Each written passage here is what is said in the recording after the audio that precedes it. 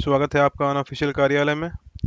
तो दोस्तों, आज की हमारी जो वीडियो है ये पावर क्वेरी कोर्स की 10वीं वीडियो है और आज की वीडियो में मैं आपको टेबल्स को मर्ज करना सिखाऊंगा मर्ज क्वेरी की मदद से। तो दोस्तों, हमने जो पिछली दो वीडियोस की थी वो दोनों वीडियोस भी टेबल्स को मर्ज करने के ऊपर ही थी, लेकिन हमने अपनी जो पुरानी दो वीडियोस में टॉपिक कवर किया था वो था अपेंड क्वेरी का। एक हम डायरेक्टली अपेंड क्वेरी की थी और दूसरा हमने फॉर्मूला के थ्रू अपेंड क्वेरी की थी। अब ये आप सबके मन में डाउट हो सकता है कि हमें कब अपेंड क्वेरी यूज करनी है और कब हमें मर्ज क्वेरी यूज करनी है। जो बेसिक डिफरेंस है अपेंड क्वेरी और मर्ज क्वेरी में वो ये है कि अपेंड क्वेरी में जब आपको कोई नीचे रोज ऐड करने होते हैं एक टेबल के अंदर तो वो अपेंड क्वेरी करते हैं, और जब आपको कॉलम्स ऐड करने होते हैं तो हम मर्ज क्वेरी करते हैं। ओके, तो अपेंड क्वेरी जब यूज करते हैं तो हम रोज ऐड करते हैं, और जब मर्ज क्वेरी यूज करते हैं तो हम कॉलम्स ऐड करते हैं। तो एक एग्जांपल के देख लेते हैं। मान लीजिए मेरे पास ये दो टेबल्स हैं, अब मुझे इन दो टेबल्स को मर्ज करना है। तो आप देख सकते हैं ये जो दोनों टेबल हैं इन दोनों टेबल का हमारा जो स्ट्रक्चर है वो सेम है। ये मेरा पहला शीट है डेटा। तो डेटा शीट में हमारा जो टेबल है उसके अंदर ये हेडर्स हैं: data, item, sales representative, quantity, price और कमीशन। और मैं शीट वन दूसरे टैब में आ जाऊंगा तो हमारे पास भी सेम हेडर्स हैं यहाँ पर भी। तो मान लीजिए हम चाहते हैं कि हम इन दोनों टेबल्स को मर्ज करें, क्योंकि हमारे पास यहाँ पर जो हेडर्स हैं वो सेम है दोनों ही टेबल में। तो यहाँ पर हम अपेंड क्वेरी का यूज करेंगे, क्योंकि हमें यहाँ पर कॉलम लेवल पे कोई भी ऑपरेशन नहीं करना है, हमें खाली यहाँ पर रो लेवल पे ऑपरेशन करना है। क्योंकि हमने ये जो डेटा है यहाँ पर सेल्स डेटा से लेके कमीशन तक का, उसे हमें इस टेबल के अंदर मर्ज करना है। मतलब कि हमें इसके नीचे की तरफ उसे ऐड करना है। तो हम रोज ऐड कर रहे हैं, यहाँ पर ध्यान रहे। तो जब हम रोज ऐड करते हैं तो हम अपेंड क्वेरी का यूज करते हैं। अब मान लीजिए कि यही सेम डेटा है और मुझे इस डेटा के अंदर एडिशनल कॉलम्स ऐड करने हैं। तो आप देख सकते हैं कि यहाँ पर मेरे पास प्रोडक्ट आईडी का कोई कॉलम नहीं है यहाँ पर। तो अगर मुझे प्रोडक्ट आईडी का कॉलम इस टेबल में ऐड करना है तो कॉलम ऐड करने के लिए मैं यहाँ पर मर्ज क्वेरी का यूज कर लूंगा। सिमिलरली मुझे यहाँ पर रीजन का ऐड करना है कॉलम, तो यहाँ पर मैं रीजन ऐड करने के लिए भी मर्ज क्वेरी का यूज करूंगा। अब दोस्तों, हम मर्ज क्वेरी का यूज कब करते हैं? मान लीजिए कि अगर ये मेरे पास सिर्फ ये सिंपल सा डेटा है डेट से लेके कमीशन तक का, मुझे इस पर पिवट लगाना है ये देखने के लिए कि प्रोडक्ट आईडी के हिसाब से मैंने कितने की सेल की है। तो यहाँ पर प्रोडक्ट आईडी का डेटा है ही नहीं, तो यहाँ पर ये पॉसिबल ही नहीं है कि मैं यहाँ पर पिवट लगा के प्रोडक्ट आईडी के हिसाब से सेल्स देख सकूं। या फिर मुझे रीजन के हिसाब से सेल्स देखना है तो भी यहाँ पर रीजन का कॉलम है ही नहीं, तो मैं यहाँ रीजन के बेसिस पे पिवट लगा ही नहीं पाऊंगा। अगर पिवट हमें लगाना है तो उसके लिए सबसे पहले हमें उन दोनों कॉलम्स को यहाँ पर लाना होगा। तो कॉलम्स को ऐड करने के लिए हम यहाँ पर मर्ज क्वेरी का यूज करेंगे आज के इस एग्जाम्पल के थ्रू। तो आप देख सकते हैं कि हमारा जो डेटा स्ट्रक्चर है वो कम्प्लीटली डिफरेंट है। यहाँ पर हमारा प्रिंटर है, प्रोडक्ट आईडी है, यहाँ सेल्स रिप्रेजेंटेटिव है और यहाँ पर रीजन है। तो मर्ज क्वेरी को यूज करने के लिए हमें एक प्राइमरी की जरूरत होती है, यानी कि जो मैचिंग डेटा होता है। तो देख लीजिए हमारे पास यहाँ पर आइटम है, तो आइटम है हमारा प्रिंटर, व्हाइट बोर्ड और बाकी सारे आइटम्स हैं। तो ये यहाँ पर जो कॉलम है आइटम का ये इससे मैच हो रहा है। सिमिलरली सेल्स रिप्रेजेंटेटिव का जो कॉलम है वो हमारे सेल्स रिप्रेजेंटेटिव के कॉलम से यहाँ पर मैच हो रहा है। तो बेसिक जो प्री रिक्विजिट है मर्ज क्वेरी लगाने के लिए वो ये है कि आपका कोई एक कॉलम जो है वो मैच होना चाहिए दूसरे टेबल से, तब आप उसको मर्ज कर सकते हैं इसमें। मान लीजिए कि जैसे आप वी लुकअप लगा रहे हैं तो वी लुकअप लगाने के लिए आपको एक मैचिंग कॉलम चाहिए होता है जिसके बेसिस पे आप वी लुकअप लगा सकें। तो दोस्तों, अब आप ये सोचते होंगे कि हम यहाँ पर वी लुकअप के थ्रू भी तो ये कॉलम को यहाँ पर ऐड कर सकते हो, हम मर्ज क्वेरी क्यों करें? तो मान लीजिए अगर आप वी लुकअप लगाते हैं तो हमारा जो डेटा है वो स्टैग्नेंट रहेगा। आपने एक बार वी लुकअप लगाया और वो डेटा वैसा का वैसा रहेगा। अब मान लीजिए आपके नेक्स्ट मंथ, ये जुलाई की रिपोर्ट है, आपका अगस्त की रिपोर्ट आती है नेक्स्ट मंथ। अब आपको ये सारे ऑपरेशंस वापस से रिपीट करने होंगे। लेकिन अगर आप सेम चीज मर्ज क्वेरी के थ्रू करें तो आप कंप्लीटली ऑटोमेट कर सकते हैं। आपको सिंपली टेबल पर आकर राइट क्लिक करके रिफ्रेश करना होगा और आपका डेटा ऑटोमेटिकली अपडेट हो जाएगा। आपको कोई भी ऑपरेशंस रिपीट करने की जरूरत नहीं पड़ेगी। अगर आपको जानना है कि हम कैसे ऑटोमेट कर सकते हैं तो मैंने अपने पहले की वीडियोस में उस टॉपिक को कवर किया हुआ है, इसलिए मैं इसमें उस टॉपिक को नहीं कवर करूंगा। आप पहले की वीडियोस में जाकर वो देख सकते हैं कि हम कैसे पावर क्वेरी की मदद से ऑटोमेट कर सकते हैं अपने वर्क को। तो चलिए दोस्तों, अब मैं चाहता हूँ कि हमारा जो टेबल है अब मैं इसमें प्रोडक्ट आईडी ले आऊँ और रीजन ले आऊँ पावर क्वेरी की मदद से।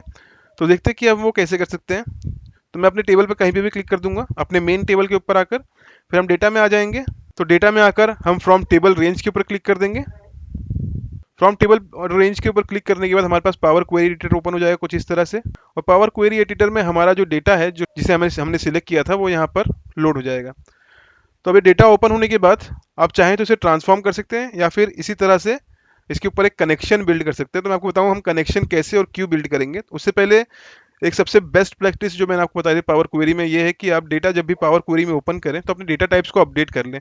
तो डेट का जो कॉलम है मैं इसका डेटा टाइप डेट कर लेता हूँ, रिप्लेस करंट कर देंगे और इसे डेट कर लेंगे। आइटम टेक्स्ट में है तो टेक्स्ट सही है, यहाँ पर सेल्स रिप्रेजेंटेटिव भी टेक्स्ट सही है, क्वांटिटी होल नंबर्स है, राइट डेटा टाइप असाइन है, यहाँ पर प्राइस भी होल नंबर है और फाइनली हमारा जो कमीशन है वो डेसिमल में, तो मैं इसे ऐसे ही रहने दूंगा। अगर आपको और कोई ट्रांसफॉर्मेशन करना है तो आप यहाँ पर ट्रांसफॉर्मेशन कर सकते हैं। तो अब यहाँ पर फाइल में आएंगे and close and load to कर देंगे यहाँ पर, और ये कनेक्शन बिल्ड कर लेंगे। हम इसे डायरेक्टली लोड नहीं करेंगे क्योंकि ये सिंपली एक डेटा डुप्लीकेट हो जाएगा। ये जो टेबल है वो फिर से एक नई शीट में ही लोड हो जाएगा अगर हम इसे डायरेक्टली लोड करेंगे तो हम इसे डायरेक्टली लोड नहीं करना चाहते हैं, हम बल्कि एक कनेक्शन बिल्ड करना चाहते हैं। अब इस कनेक्शन को यूज़ करके हम जो टेबल्स हैं उन्हें मर्ज करेंगे। तो यहाँ पर एक इंपोर्ट डेटा का ऑप्शन ओपन हो जाएगा। यहाँ पर हम ओनली क्रिएट कनेक्शन के ऊपर क्लिक करेंगे और ओके प्रेस कर देंगे, तो हमारे पास यहाँ पर कनेक्शन एंड क्वेरीज का डायलॉग बॉक्स ओपन हो जाएगा राइट साइड में, और यहाँ पर ये कनेक्शन हमें यहाँ पर दिख जाएगा। सिमिलरली ये जो दो टेबल हैं, इन दोनों टेबल के लिए भी हम एक कनेक्शन बिल्ड कर लेंगे। तो कनेक्शन बिल्ड करने के लिए इस टेबल पर कहीं भी क्लिक करेंगे, फ्रॉम टेबल रेंज पर क्लिक कर देंगे, पावर क्वेरी में ये टेबल ओपन हो जाएगा। फाइल पर क्लिक कर लेंगे और यहाँ पर क्लोज एंड लोड टू के ऊपर क्लिक कर लेंगे, और यहाँ डायलॉग बॉक्स में से ओनली क्रिएट कनेक्शन के ऊपर क्लिक करके ओके प्रेस कर देंगे, और यहाँ पर एक कनेक्शन क्रिएट हो जाएगा।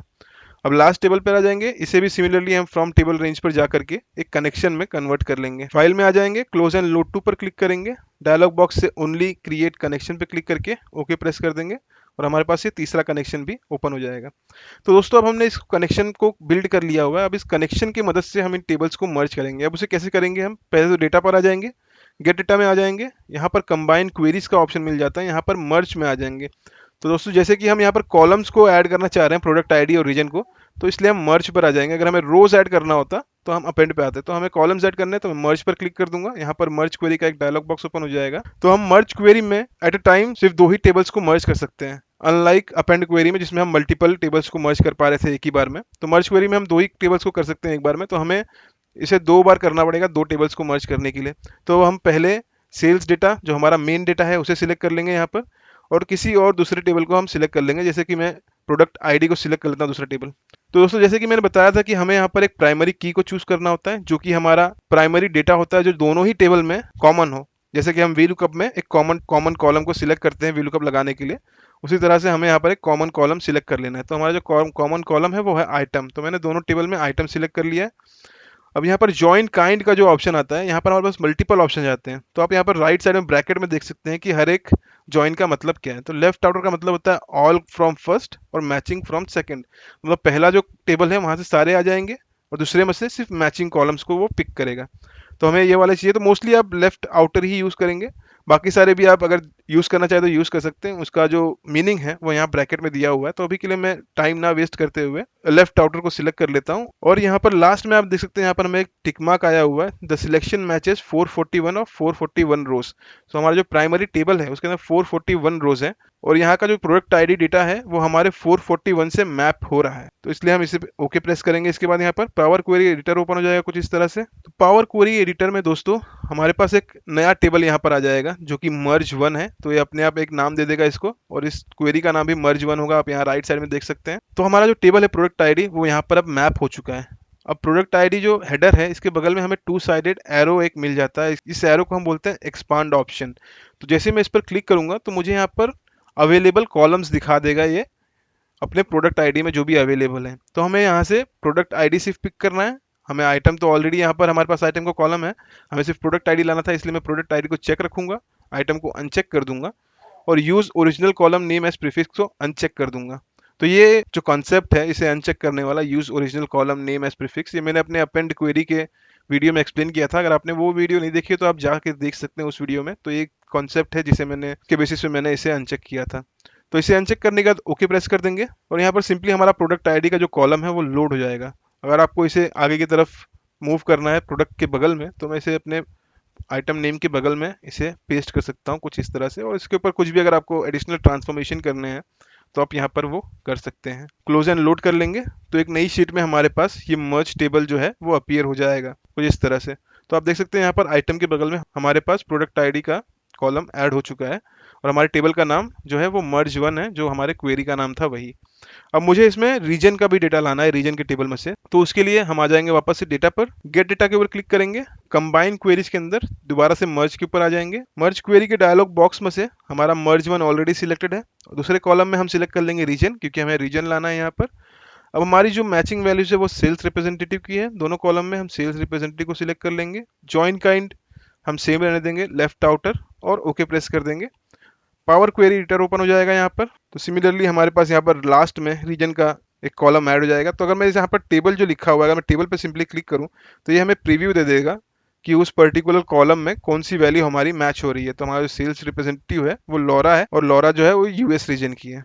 तो मैं फिर से सोर्स पर आ जाऊंगा। अब यहाँ पर मुझे अपने टेबल को एक्सपांड करना है और यहाँ से लोकेशन का इन्फॉर्मेशन निकालना है।